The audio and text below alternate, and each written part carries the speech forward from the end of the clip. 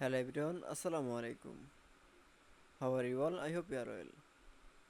Welcome back to my channel in this new video. Today's video how to insert image in Microsoft Excel. So let's start it. At first open your Excel document file. Firstly then we show the Excel document. Then insert for the image. Now select for the any position now for click the insert image now.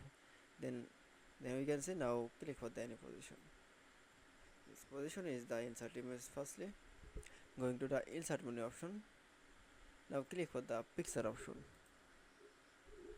Then choose picture. Now from file. Then choose picture. Now for click for the insert option. That's okay. Then show the insert image in Microsoft Excel.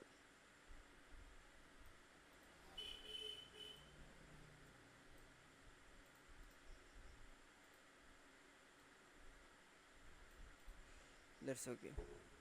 Then we show the insert image in Microsoft Excel. I hope to enjoy the video. Please like, comment, share and subscribe my channel. Thanks for watching my video.